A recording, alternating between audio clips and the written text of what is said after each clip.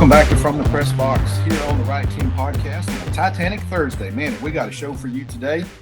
It's jam-packed with all kinds of good stuff going on in the world of sports. It's our little daily review of both local sports and from all around the globe, actually. And we just give you our perspective here right at home in East Texas. I am your host, as always, David Weaver.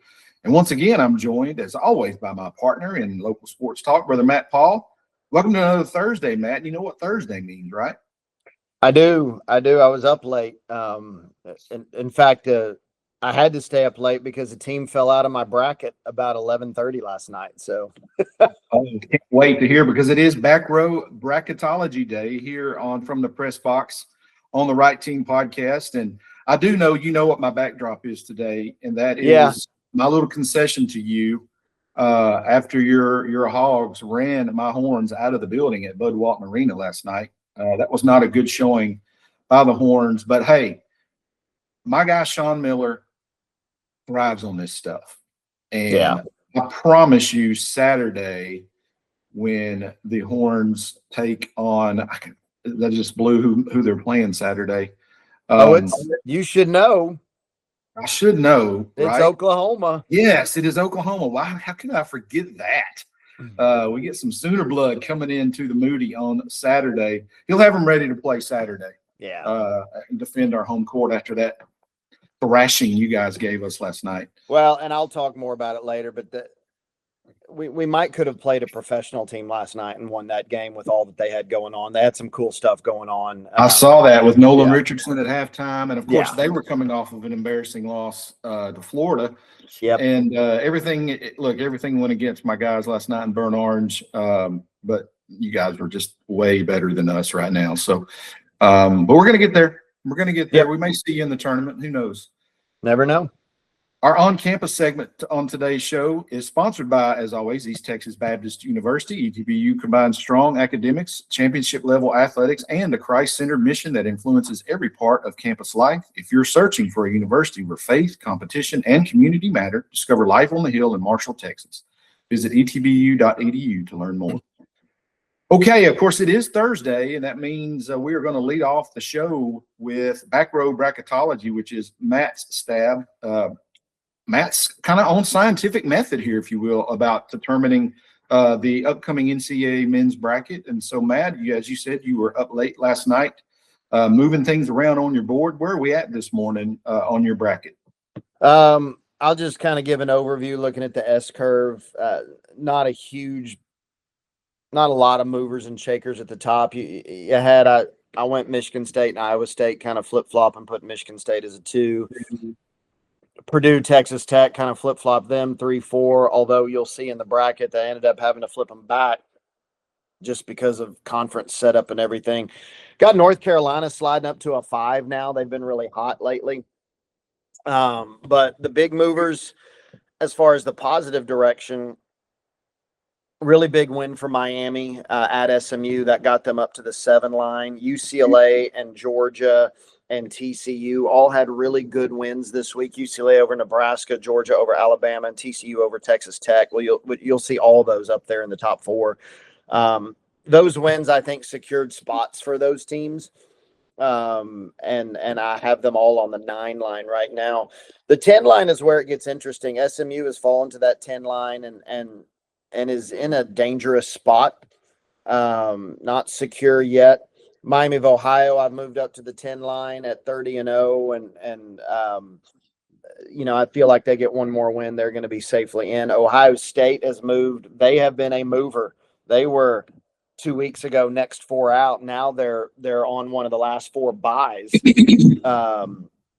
Central Florida is trending downward and fast. What's helping them is they still have a good record in the Big 12, which I think is 1 or 1A in the top conferences.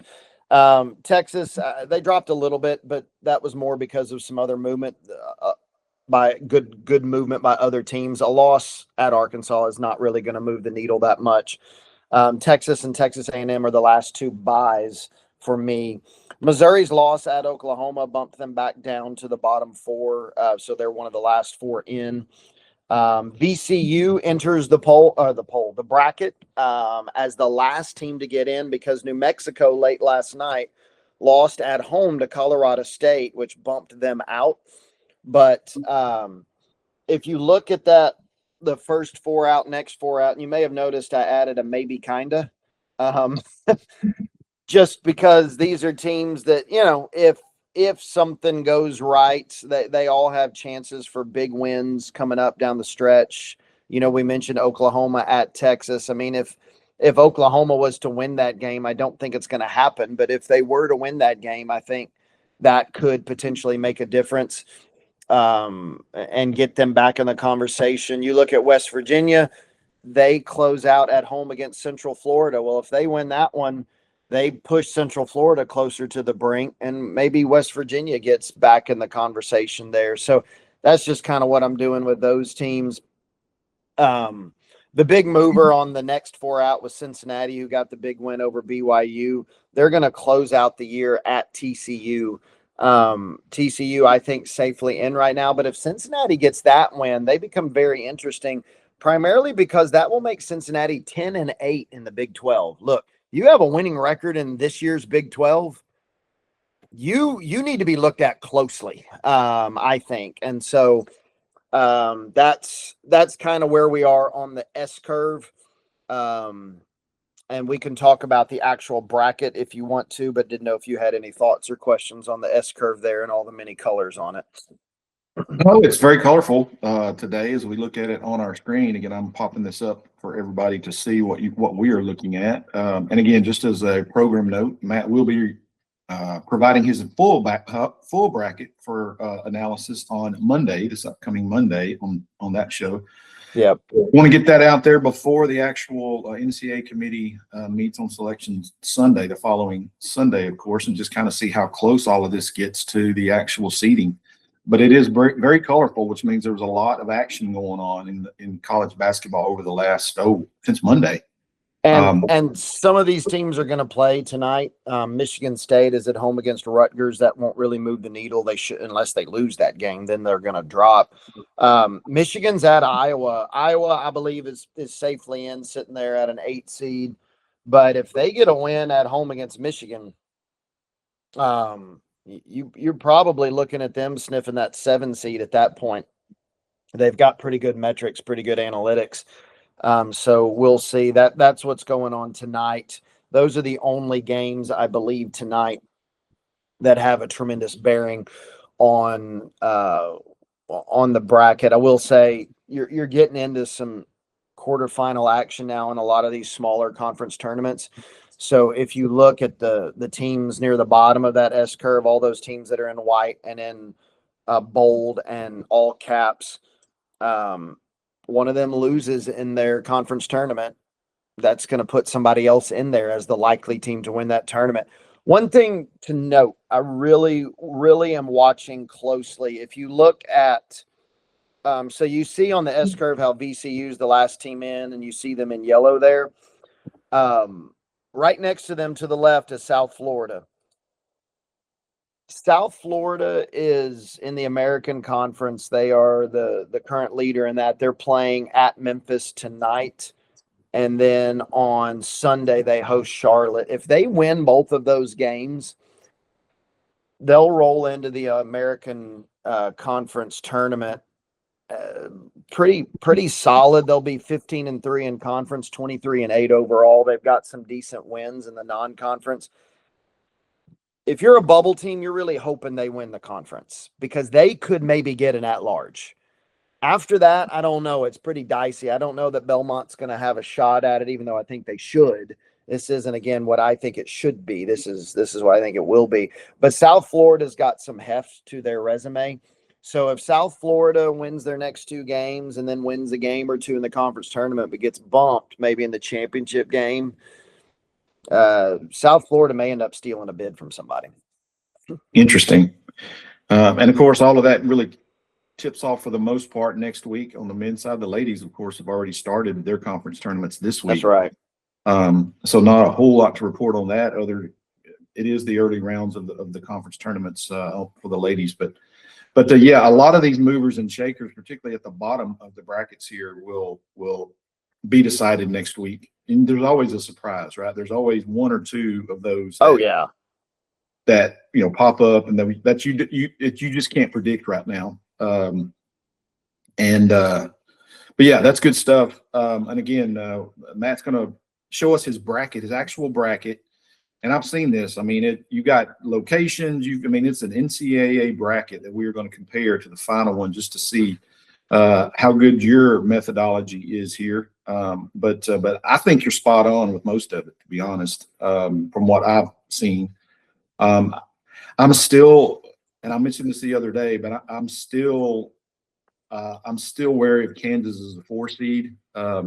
yeah, Not necessarily that they won't be a 4 seed, but that whoever is the 13th seed in their region, could be a prime upset. That's going to be the first test of your bracket when everyone's filling out your brackets and you see where Kansas is at. Are you going to have the courage to pick that upset? Because they're right for it right now. They really are. Yeah, coaches getting tossed out of games. They're throwing smoke up in the middle of it. I mean, it's just crazy. Right now. They're really curious, and that's the thing. You have to kind of always look at this with your head. Like I'm with you. I could see that upset happening, but you can't base your bracket on that. Your bracket's all based on the math of it, the science of it, whatever it is.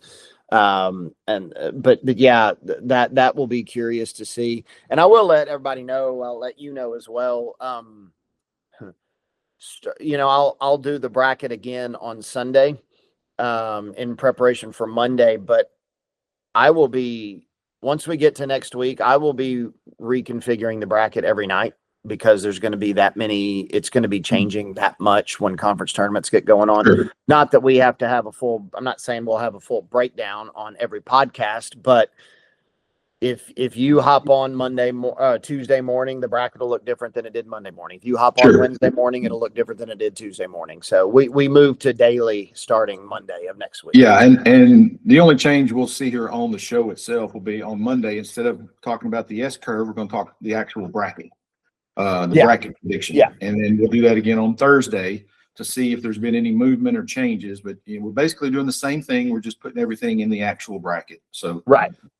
And so I really look forward to that. A lot of work for you to do this weekend, but we appreciate you bringing that to us here. We can always look at what's on ESPN, right? But that's not as fun. Yeah, it's just not as fun. Yeah.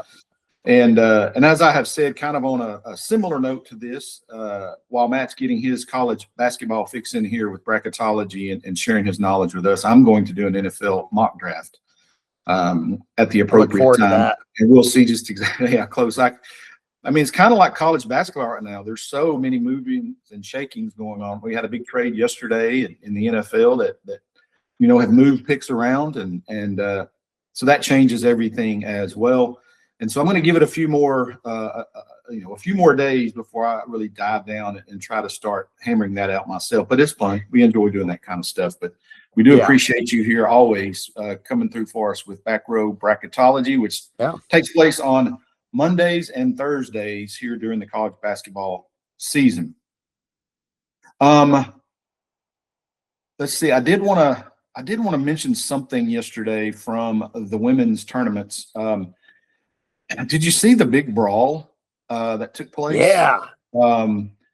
And I don't know, that may be the most impressive, for lack of a better term, fight at a women's event that I've maybe have seen ever. That was a humdinger, what we say here in East Texas. And it happened fast. It was a flashpoint, right? But really that was kind of the highlight of kind of the first day. Everything, there was really no major upsets that I found. Your Lady Hogs took it on the chin. I guess everyone makes it in the SEC tournament. I'm too new to the conference to do that, but Arkansas made it on the ladies side with a 1-15 conference mark, and it showed in the first round yesterday. They took a 30-point loss to Kentucky. So actually won our last game of the season just to get a win. Oh my gosh, who'd you beat? Auburn, you have to, and beat them bad. You have to feel bad for Auburn. Had to feel good going into the tournament with that win under their belt, right? I mean, yeah, you got one, so whatever. But Yeah. Yeah. Well, the men are finishing up their conference play this weekend, and of course, then their tournaments, and we'll kind of give a preview of that next week on maybe some first round type upsets we might could see in the conference tournaments. Which again, I don't know, Matt. I don't know about you, but that may be. I mean, March Madness is what it is, but I don't. To me, those conference tournaments might even be more entertaining in many ways, just because, especially at the littler conference stage, right? Where you're just fighting for your life, Right. like a team like we were just talking about Arkansas. Arkansas is going to get the double bye in the SEC tournament. They're almost locked into a 5 seed. Maybe if they get hot and go deep in the tournament, they could get a 4 seed. So you're really just trying to polish up some things and stay healthy. Whereas in those smaller conference tournaments, like this is it. This is you're either done for your career sometimes, or you get to go to the big dance and live a lifelong dream. So it's fun. That fight, by the way, was at the South Alabama Coastal Carolina game. And one of the referees got knocked out like cold. Yeah. Like unconscious. I mean, it's you can see her laying right about the free throw line. So anyway, talk about a fight getting out of hand. That was one that got out of hand, and it was on the ladies' side. And you don't see a whole lot of that but anyway, before we get out of our on-campus segment today, I did want to mention something about college baseball. And we've talked about the upsets that are happening, and you and I have also talked about the dominance of the SEC. Well, they are not immune to these things. Obviously, LSU's had a rough week. They have. Here, of course, the defending national champs, ranked number 2 in the country. They took their second upset loss yesterday to an in-state rival, Louisiana Lafayette. Yep. The Raging Cajuns, of course, defeated LSU 7-2 last night down there in Lafayette. So that was one. And then, of course, Georgia gets beat at home as well. So by Western Carolina, and yes, then Nicholls State beat Southern Miss. It's crazy right now. And again, I think it has something to do with the fact that NIL in its form currently has had something to do with just improving rosters across the board. But again, I have to lean on, it's so early in the season still. I mean, these midweek games are testing grounds for how deep your pitching staff is in particular. And, we saw LSU give up 13 the other night, and that lost to Northeastern. They give up 7 yesterday.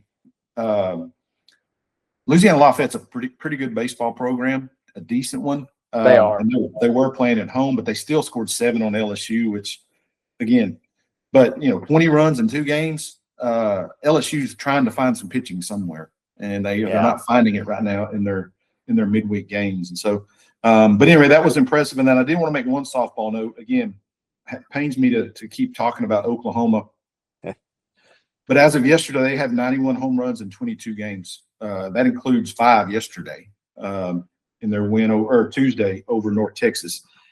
So, I mean, the park is not big enough for them. There is no park. No.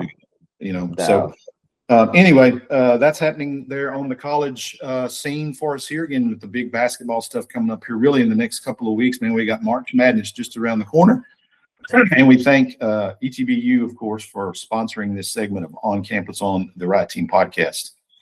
One other thing before we move off of that, I don't know if you saw this, but Harleton standout pitcher and batter Carson Wallace, who was instrumental in their state championship run a couple years ago, he got the start last night for Abilene Christian. I saw that. I actually saw him pitch an inning against DBU last week or a couple weeks. He went 3 innings, gave up a few runs. It was a shootout. Abilene Christian did beat SFA 20-10. I double checked; it was not a spring football game, but yeah. You got a local kid from Harleton starting at a D1 program on a midweek game. That's pretty cool. I watched a little bit of that game, and I believe. Sorry, my throat's acting up this morning, but I watched a little bit of that game, and I believe they mentioned it was in the middle innings, but I believe they mentioned that SFA had a 10-1 lead. Yep. And when I came on and turned the game on, it was 11-10, Abilene Christian. So they were At one outscored. point, I think back-to-back innings, Abilene scored 7 and 8 in Right. back-to-back. Yeah. Yeah. And so what was the final score? You said 20-10. So that was 20-10, I think. Yeah. It was a 19-run swing or 19 runs unanswered. Abilene Christian to win that game. But yeah, and again, you see that a lot. That's when you see these, like you said, video game type numbers, particularly early in the season in these midweek games. It'll kind of level out a little bit as you get into it and teams kind of settle on who their guy is or gal. But right now, man, it's a slugfest. I mean, it's batting practice most nights because those hitters are, they're just getting their cuts in. It's almost like batting practice. So, but anyway, that'll close out our on-campus portion of the program today. Today's bEASTtexas segment is sponsored by Stiles Electric, proudly serving East Texas from offices in Longview and Mount Pleasant. Stiles Electric has provided reliable professional electrical services for over a quarter century. For quality workmanship and trusted experience, choose Stiles Electric and service that speaks for itself. Just some updates on the UIL basketball tournaments. We got some schedules now coming out. On the boys' side, of course, they are in the region finals this week and coming up all on Friday night. We have 3 of our teams in the air, actually 5 actually. 4 of them are playing each other. But in 3A D1 Region 2, the final in that region is Liberty-Eylau will be facing Dallas Madison. Of course, Madison, the team that knocked out Jefferson on Tuesday night. Those 2 teams will be meeting over at Tyler Junior College at 7 o'clock on Friday night. 2A D1 Region 3 final is between Hawkins and St. Augustine. Again, a couple of our area teams that we cover here from the press box. They are tipping off at 6:30 Friday at Beckville High School. So big for Beckville there to get to host a region final. Yeah, I thought that was really interesting. I guess it's probably in the middle, somewhat in the middle between those two, and that's kind of why they chose that site. Yeah. And then the other one here from our area, 2A D2 Region 3, Martins Mill, the boys are trying to catch up with their girls who are playing for the state championship actually today, Matt. But Martins Mill boy takes a 32-4 record on the season. They will face Chireno at 7 o'clock Friday night there at Lufkin High School. That's a little bit probably of an advantage for Chireno, I think, just in terms of travel. But Martins Mill probably will be up to the task, and that will not be a problem for them as far as getting on a bus and traveling. On the girls' side, of course, we did mention the state final is happening tonight. Again, down at the Alamodome in San Antonio. Matt, they've got a basketball fan's dream down there. I believe there's 4 games taking place each night over the next 3 nights. Very similar to what you see at AT&T for football. I mean, you can just go buy a ticket and sit there and watch all the basketball you want for 3 days. Pretty cool. But the 2A D2 final is Martins Mill, of course. They will be taking on Lipan. Pretty interesting matchup there. Martins Mill comes in at 32-5 on the season, while Lipan is 34-5. Ought to be a very competitive game there in San Antonio near the Riverwalk. That game's off actually this evening at 7 o'clock. So we'll know if we have a state champion here in East Texas by the end of this evening. So good luck to the girls from Martins Mill tonight. Yeah, that's gonna be a ball game. That's gonna be something else. Yes, and again, I did mention, and we've kind of gotten. I mean, and you knew more about them before I did. Really, I had to actually look up where Martins Mill is. But that's an exciting thing to have a little community like that really gets behind this kind of stuff, right? Absolutely. It's very Hoosier-like for sure. Yeah. Okay, I did want to circle back here on our high school section this morning to talk about some things that we haven't talked about much, gotten much to talk about here over these last couple of months, and that's soccer. Just to kind of give an update on some district standings. And again, I will preface these by saying they're on Max Preps, which Matt and I have talked about it. It's a source, but sometimes they're not the most up-to-date source. And so I wanted to kind of give a little disclaimer there before I read what they're showing here. But I do also want to give them credit for showing these standings. And again, they're pretty much at the mercy of folks reporting the scores to them. So that's right. In light of not having really much else out there to follow soccer, I would encourage you soccer coaches to make sure you report your scores to Max Preps.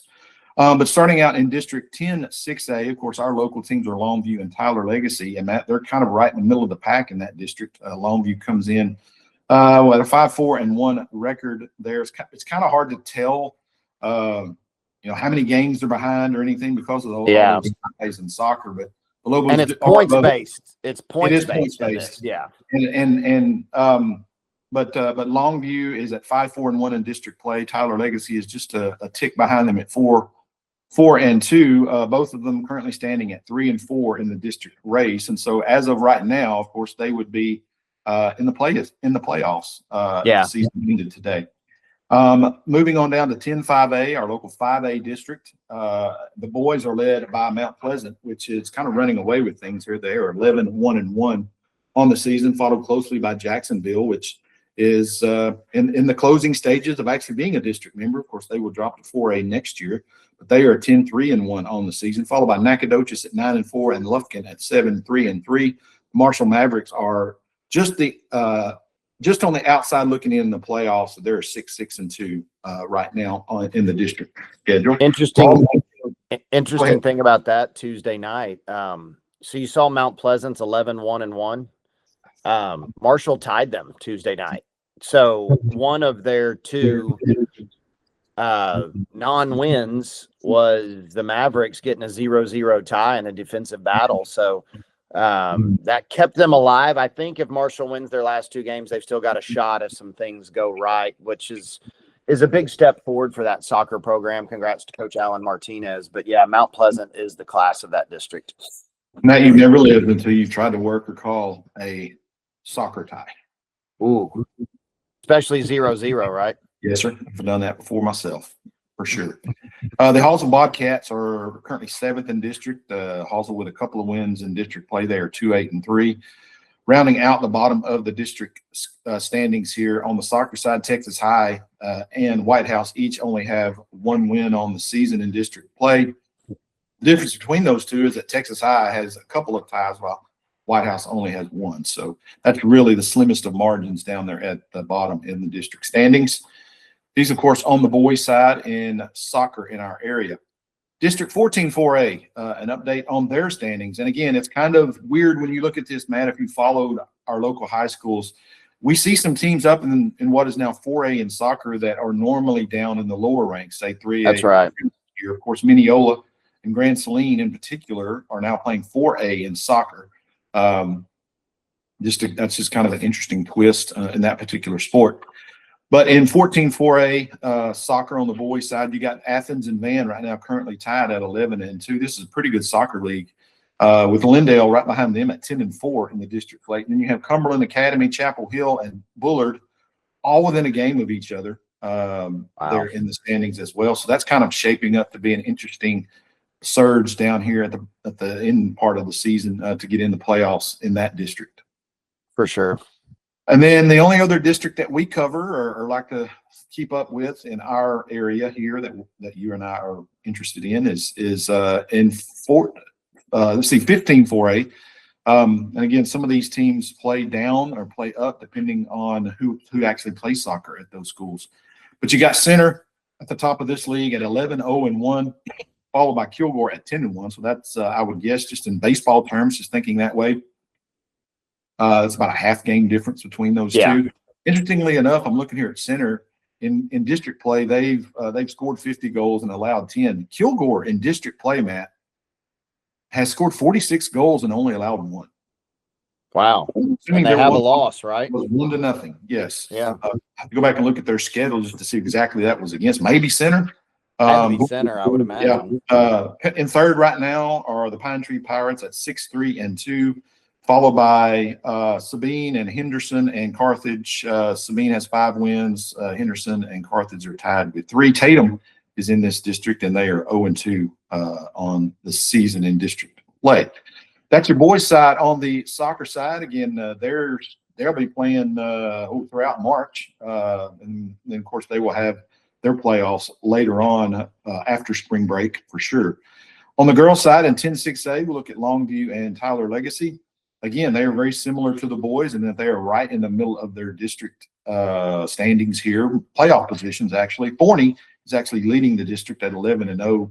They are actually 22-1 on the season. Pretty good soccer program there at Forney. But Longview comes in third place at 7-4. And Tyler Legacy right now is in a battle with North Forney and Rockwall for that final playoff spot. They all have 3 wins apiece.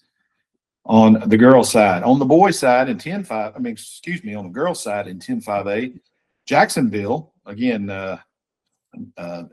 leaving the district after this season, and they're leaving their mark on the girls' side in soccer. They're 17-1 overall, undefeated, 14-0 in district play. Very strong there for the girls down there in Jacksonville. Hallsville comes in second. They are 10-2-1. The Lady Cats are 12-3-2 on the season. Another good season there by a former ETBU Tiger standout, Hall of Famer, I believe. Aaron Erickson is the coach at Hallsville. White House comes in the third spot at 9-3-1, followed by Texas High at 5-8. And then you got Tyler and Lufkin sitting there with 4 wins. So they are, of course, in the running for a playoff spot. Rounding out the bottom part of the district standings there in 10-5A is Nacogdoches at 2-11, and then the Lady Mavs of Marshall comes in at 1-13. Although they did here just very recently get their first district win in, I believe, how many years? It's over a decade.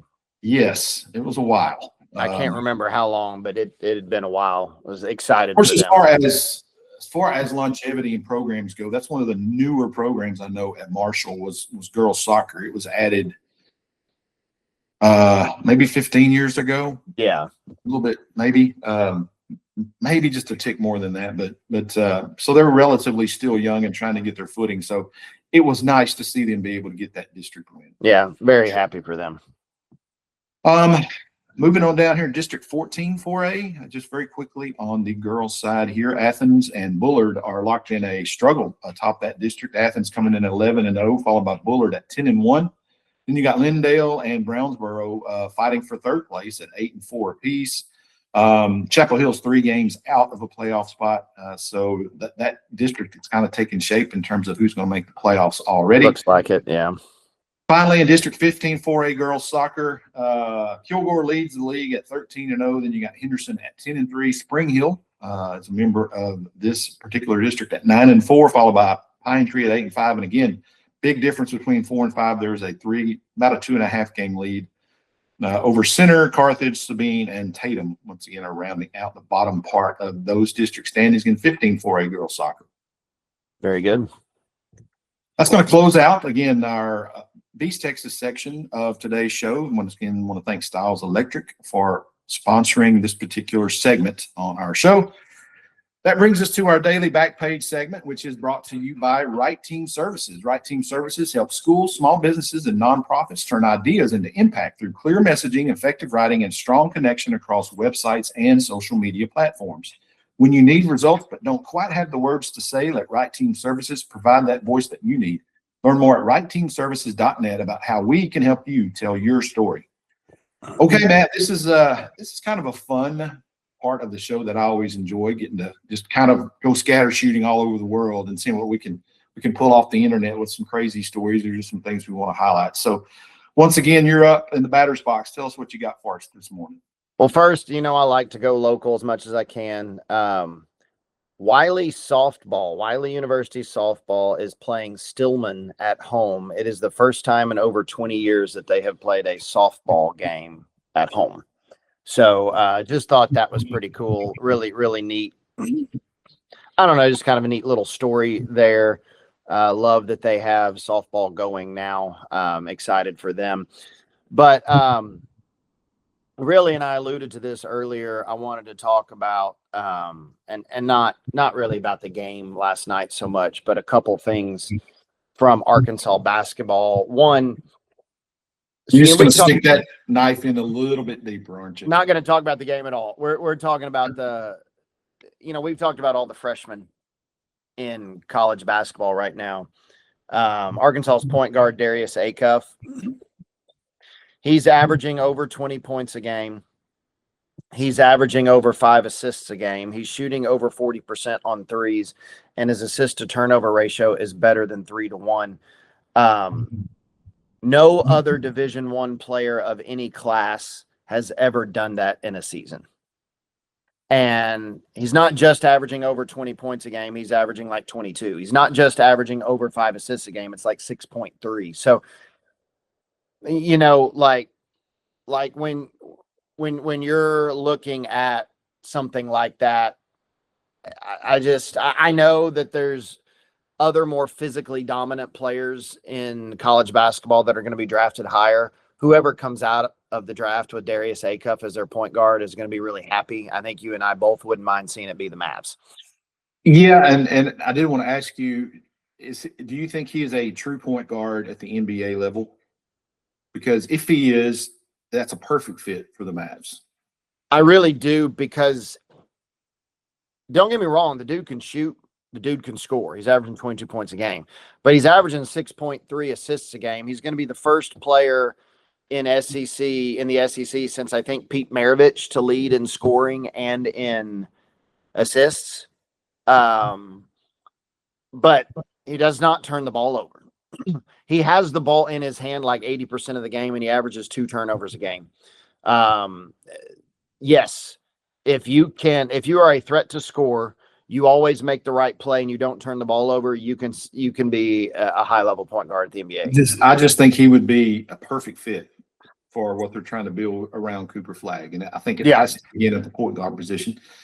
And I don't know if you saw Sean Miller's post-game presser last night. Yes. He's a big believer. Absolutely. He said he doesn't understand why he's not in the conversation to be the top pick in the draft. And I don't know that the Mavs are going to be able to tank enough to get enough, to get lucky enough to be pulled in the lottery for that number 1 or number 2 pick even, which I believe, you're probably looking at Devanza and, in my book, Cam Boozer, probably is the top 2 for me. But if you can't get there, Darius Acuff would be a great consolation prize, so to speak. Say it 4 or 5 for sure. Yeah. So we'll see what happens there. But the other thing I want to talk about last night, and we mentioned this earlier at halftime of the game, Arkansas announced that a statue would be built of Nolan Richardson outside Bud Walton Arena. He's brought us our only national title. We have, in our school's history, been to 4 Final Fours. He went to 3 of them. 2 national championship appearances in back-to-back years and a win.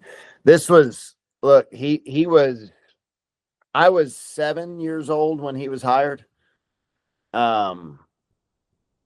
This 40 minutes of hell, man. This was who I knew for college basketball.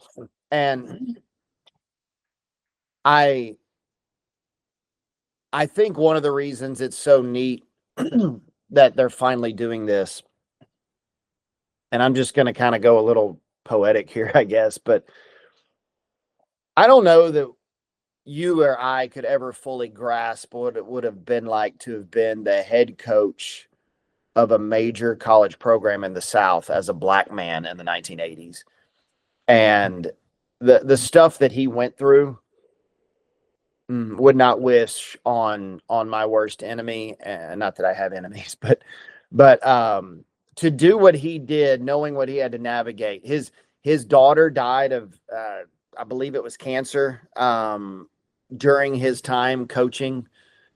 So you're having to deal with that, plus the awful racial stuff that you're dealing with, plus the general pressures of being a coach, a lot of which he created such a high standard. A lot of the pressure he faced, he created it because here he is in year 5 or 6 going to the Final Four.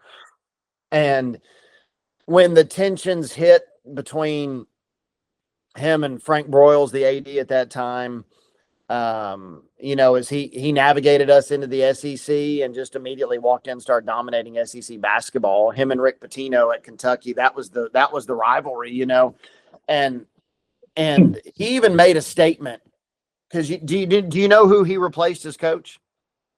And I can't remember that far back. It was Eddie Sutton, who then went to go coach at Kentucky. And Nolan was never one to shy away from speaking his mind, which might have gotten him a little trouble, but at the same time, you understand why he did it. he was just very upfront. He said, if Eddie Sutton did what I did here, y'all would already built him a statue. Mm-hmm.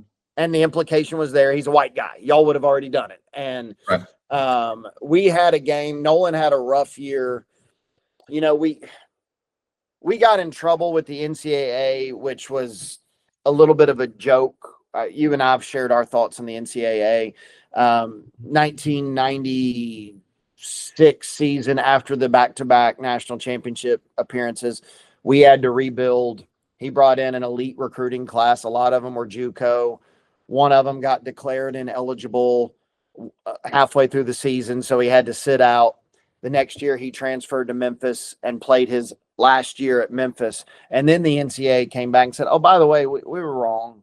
We're sorry. We shouldn't have done that. And the kid actually transferred back to play for Nolan for one semester the next year. You know, so we got ramrodded by the NCAA. Nolan kept it going into the early 2000s, but in his last year, we had a rough year. We weren't going to make the tournament. And he was feeling the pressure. And, you know, he made some quote, I believe it was after a loss to Kentucky. You know what? If they want to pay me my money, I'll walk right now. And he was frustrated. But, you know, it's hard to get away with saying stuff like that. And it was almost as though Broyles, the AD, took it as a affront to his manhood. And so that's what he did. And Arkansas basketball for 15, 16, 17 years just languished. Yep. Yeah. And until Eric Musselman, who I got a problem with the way Eric Musselman left, but at the end of the day, we got John Calipari and he put us back on the map. So you know what? I still love you, Muss. Not your biggest fan right now, but we got John Calipari, so I'm all good. But you know, that was, I remember going to so many, you're the picture behind you. I have been into that arena hundreds of times. I worked it as a college student. I went there several times. My dad had a friend who had season tickets. We got to go a lot during the national title year. Some of my favorite memories are trips up to Fayetteville for basketball games. I have stood in an elevator with Nolan Richardson. I have not been next to any human being that had a more just presence about him. I mean, you walk in and he kind of nods at you and you kind of nod back and then you don't make eye contact anymore because you just don't know, you know? And so last night to hear what he said, he had a brief little talk. He said, you know, he said, I'm going to keep this brief. I want to say thank you to all of you. I want to say thank you to all of you for your support. He said, I want to thank the coaches who did such a great job with me and put up with me. He said, I want to thank all of you for putting up with me. And all I want to ask is that you call the Hogs. And that was it. And they all called the Hogs. And it was just a neat moment. It was well-deserved. It was long overdue. Nolan was not a perfect person, but he was a heck of a coach and put up with more than you or I would probably ever put up with in our lifetimes combined if we lived 100 years old.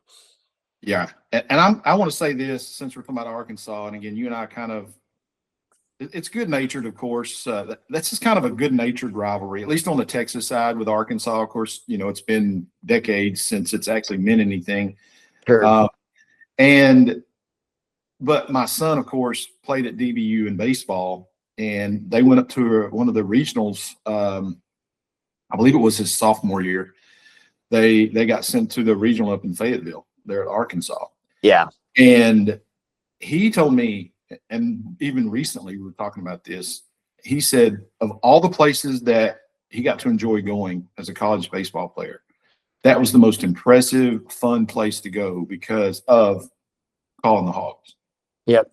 Right. And that may be the most iconic moment as far as, you know, a home field advantage or whatever you want to call it, a home cheer, whatever you guys want to call it, is that calling the Hogs thing. And if you've never seen that or experienced it, you have to do that at some point because you guys got it going on pretty good. I don't know that it's done y'all much good recently in a lot of your sports. It seems to be working in basketball and baseball for sure.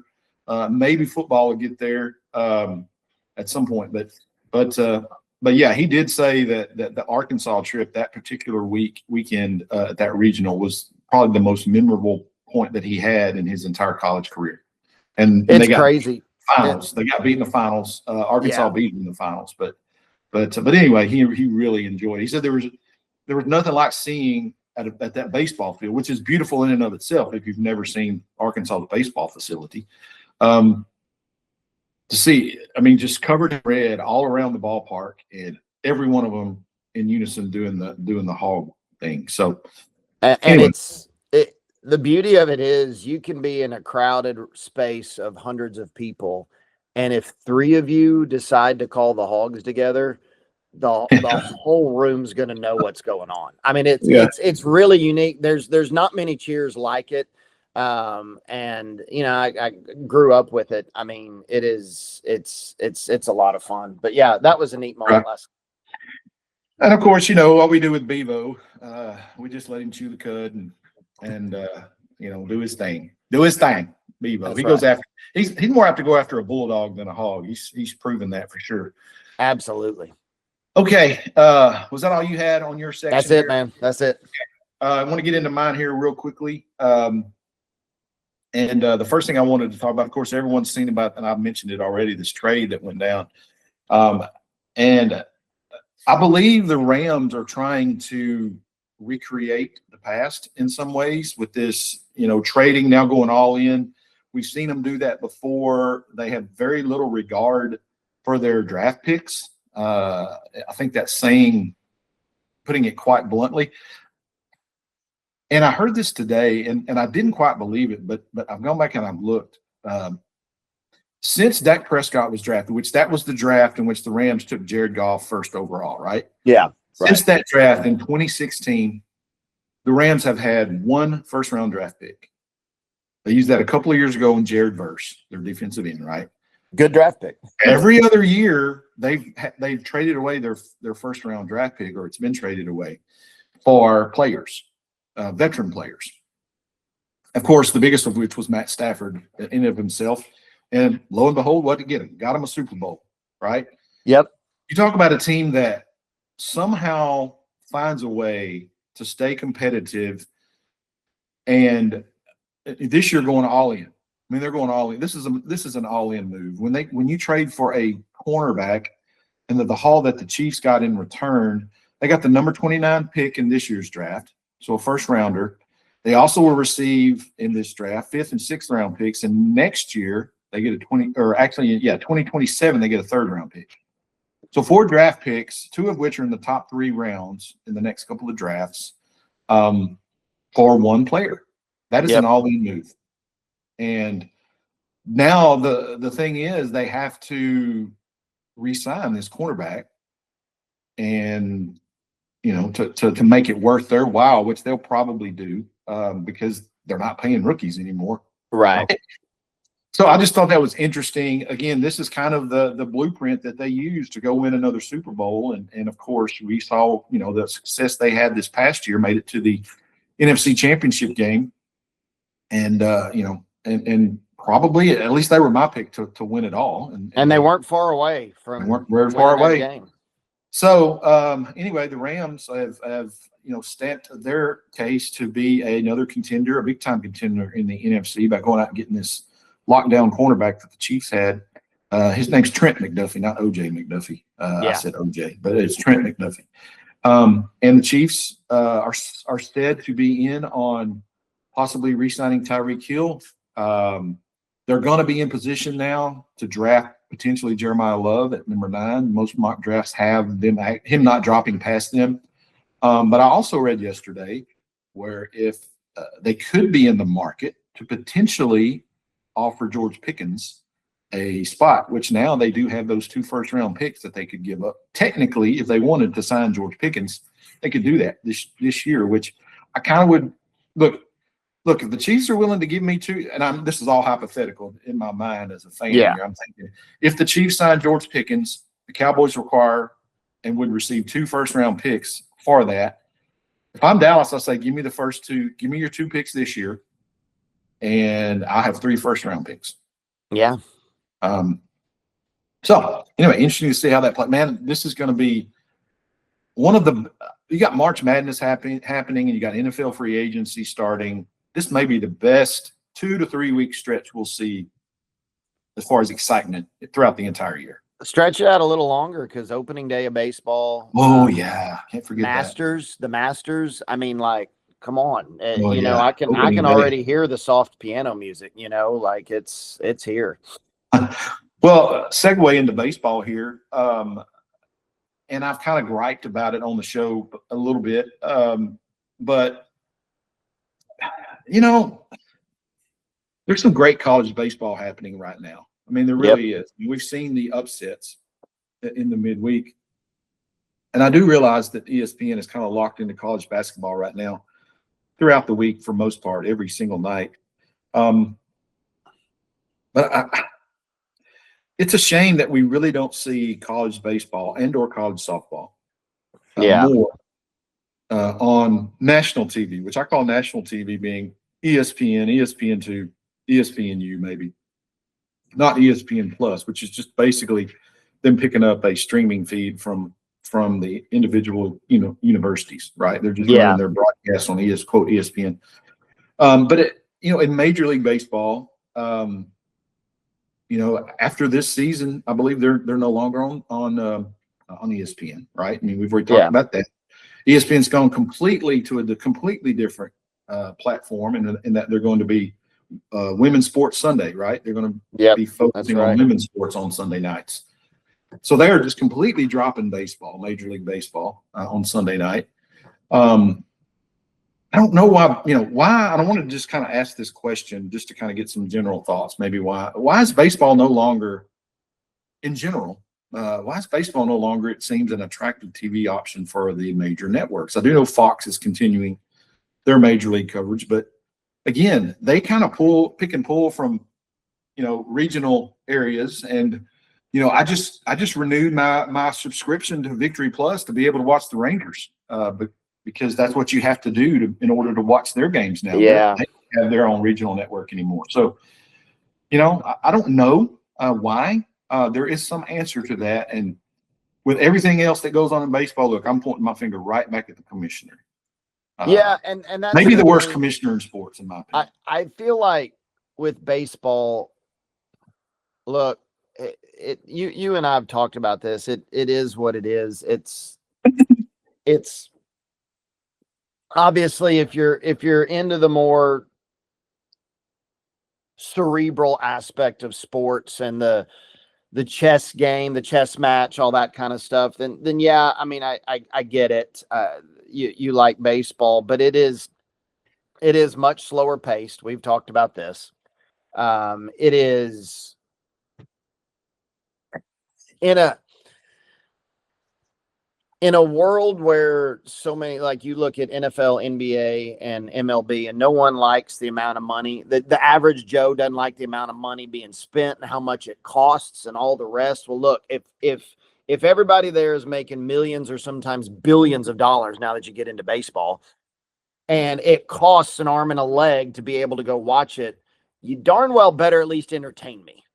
You better, I mean, look at what was happening. What's one of the biggest things Adam Silver's had to crack down on the NBA is this load management, because people are paying a lot of money to come see these games.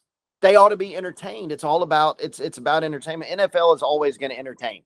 That is why it's that big a deal. It is going to, there's something about that is entertaining. And it's just, for baseball, for me, for Major League Baseball, I am entertained the first week of the season. Opening day is a big deal. And I am entertained in September and the postseason, especially if my team's in it. But you're talking about April through August. I'm just not entertained by it. I'm not. It's the nature of baseball. I mean, like I'm at the Marshall White House game calling it the other day. And again, I understand the chess match of it, like I've already said, but like we're about to wrap up the second inning and we've been on the air for almost an hour. And I'm like, I'm looking at Brandon at commercials and I'm like, are we getting home at midnight? You know, like what's about to happen here? And there were a ton of pickoff throws, which you've got to have. You've got to keep runners on. I'm not saying any of it's bad, but I'm saying we live in a world where we expect instantaneous stuff now. I mean, I'm just sitting here getting mad because I can't figure out the internet. You know, baseball's not made for that. It's just not. And when they're charging an arm and a leg, although kudos to the St. Louis Cardinals, as we mentioned a moment ago, that unlimited concessions, love that deal. But when you're charging what you're charging, those players are making what they're making. You better entertain me. And if you're not, I'm going to find a different option. Yeah, it is a little bit of a niche sport, but it is just so part of our history. I mean, it really is. Baseball was the game up really through the 70s. Then the NFL, of course, exploded and has taken over in terms of, there's no doubt that the NFL is the most popular sport, maybe in the world, probably next to soccer, probably football. Yes. Depending on who and they're even, making inroads into that with all of these overseas games that they're playing. But with it being a niche sport, and my probably expertise, if we have any on this show, would probably lean toward baseball/football, just in terms of interest and knowledge and things like that. I'm a little bit, and again, old school, but I get a little bit defensive when we start changing the crux of the game that I grew up loving just to try to get viewers. Right. Mm-hmm. I am not a fan of the limited pickoffs, and I know it can make a TV baseball broadcast somewhat tedious. I'd have to see data on just exactly, how bad that was in terms of extending games and throwovers and things like that. But I mean, you cannot, in my opinion, just in that particular rule, you cannot limit a pitcher's ability to hold a runner on base. That's part. That's part of the fabric of the game. And when you do that, you're giving obviously an advantage to the offense and the runner itself. And that's going to have, over time, that's going to have an impact on the record books, because guys are going to be inflating their stolen base numbers, because who wouldn't try to take a bag if you're somewhat, average speed and can get a good jump? I mean, who wouldn't try to take a bag if there's no chance whatsoever that, a pitcher's throwing over there? Right. It's taking that out of the game.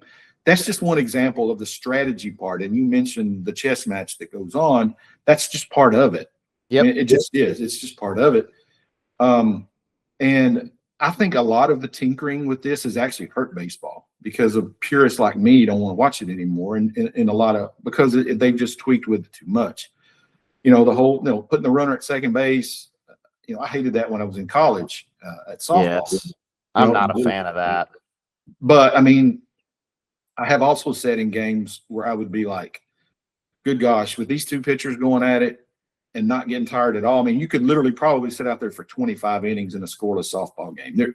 That's just the way it goes. I could see it in that sport. But in baseball, I mean, it's just, I don't know, man. It's just not, it doesn't feel like the game that I grew up loving and participating in. And I think they've actually hurt themselves by actually tweaking it too much. That's my opinion. But for whatever reason, man, there is no doubt that baseball is having some issues in staying in front of a national audience with these networks.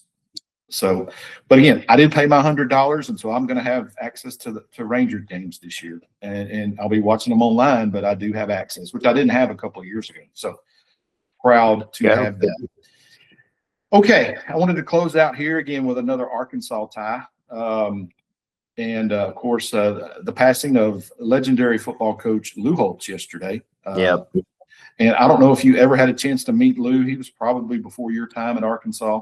But I'm sure that all the stories and have heard his time with the Hogs. And, growing up a Texas fan, I kind of have two eras, maybe really three eras in my mind of Lou Holtz in terms of love, hate kind of stuff. Of course, back in the day when he was at Arkansas, Texas and Arkansas were it's kind of like not what it is right now. I mean, they were deeply deep rivals there in the old Southwest Conference, and They Lou were. was part of that. So if you're a Texas fan, you probably grew up with Lou not being such a favorite guy for you. He goes to Notre Dame, and I'll just remember this. So my in-laws were big Notre Dame fans, right? And they love Lou Holtz. They loved Lou Holtz. And somewhat, I don't know, somewhat kind of, I wasn't all in with this, but back in the 80s, of course, you had the U, and a young guy like me was very impressionable. And so I started following Miami. I would wear all the Miami gear and all this kind of stuff. Well, when I started dating their daughter, right in the middle of the whole Catholics versus convicts stuff.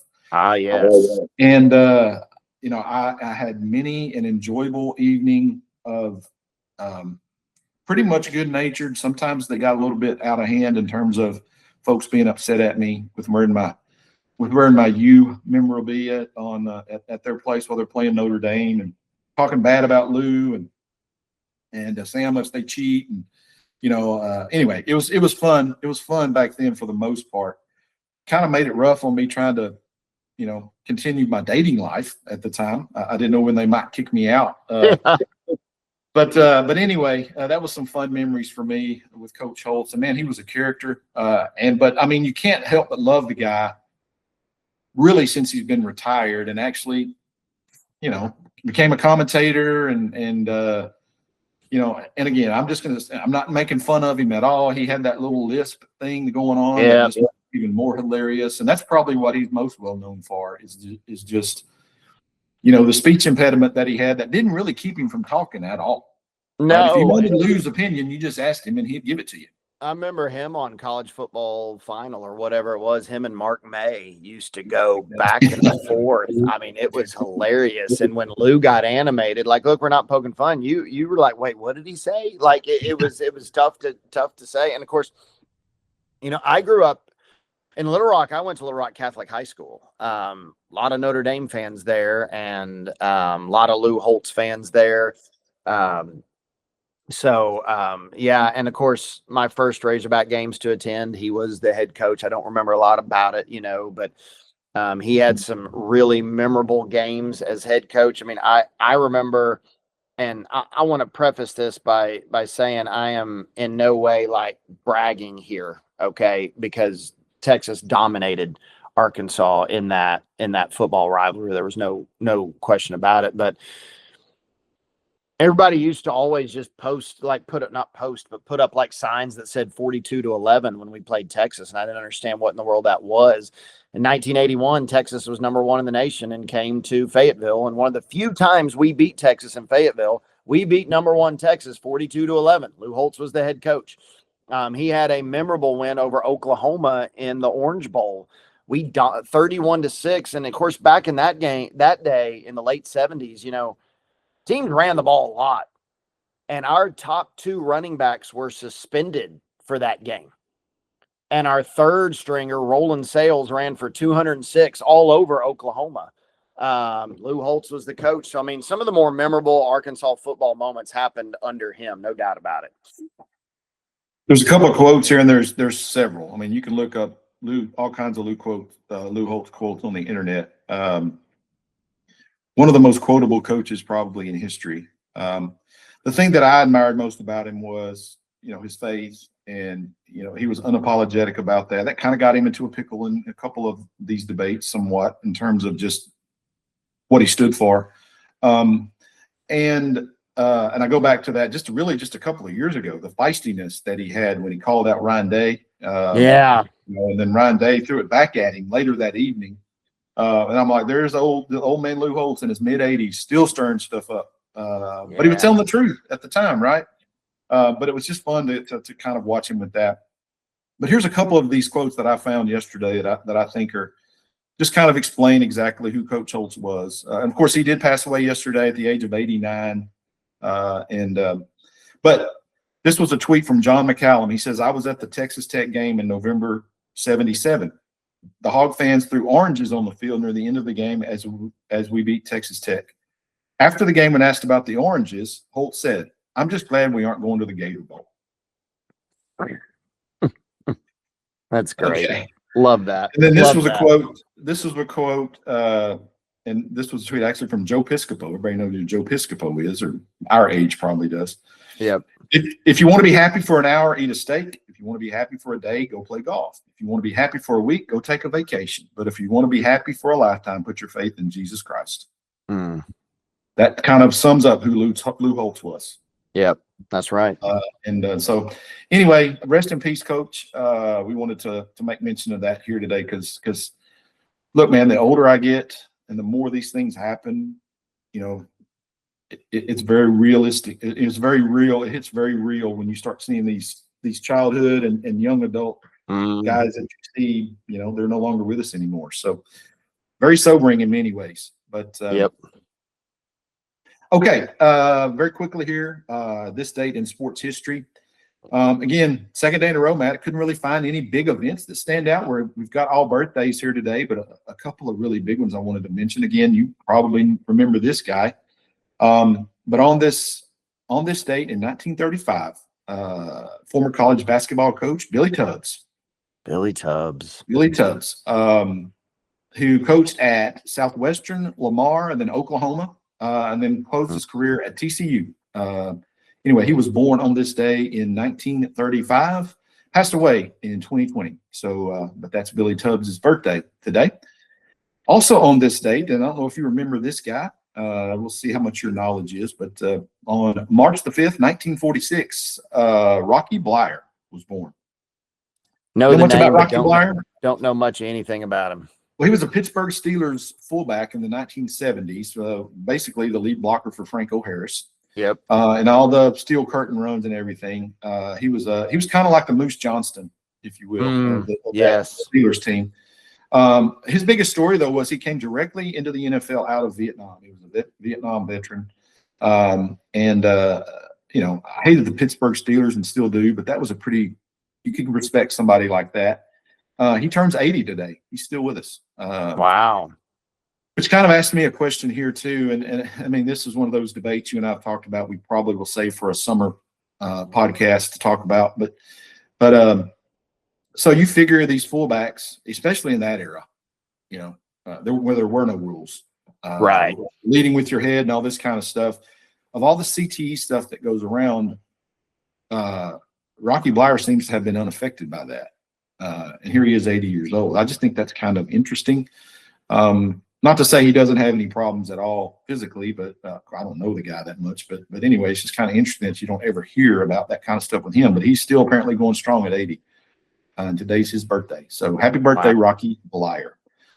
And then finally here, most of our Cowboy fans will know this name. In 1966, so turning 60 today, the playmaker himself, Michael Irvin, Hall of Fame wide receiver with the Cowboys, again, turned 60 years old today. And Michael's one of those players, you either love him or hate him, man. You love him if you're part of Cowboys Nation, and pretty much everyone else probably hated him. I loved him at the University of Miami, again, back in my 80s days as a Canes fan. And, of course, he kind of was the epitome of the, quote, convicts versus Catholics, right in that era, right? Yeah, and kind of got that going. I don't know if you know, because I know you don't go to Cowboys games. He's still at most games. I mean, he will film, I guess, a preseason deal where he's in the locker room and they play it right before kickoff. I mean, he's the guy that pumps up the entire crowd. They play it over the big screens and everything. And he looks like, when he's in these videos, like he's ready to come out and play himself at the age of 60. But anyway, happy birthday to the playmaker, Michael Irvin, today. The playmaker. He turns Love 60 years old.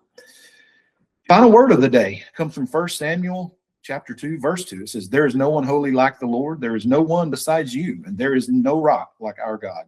In a world that constantly shifts, God remains the one unchanging rock. Build your life on him today.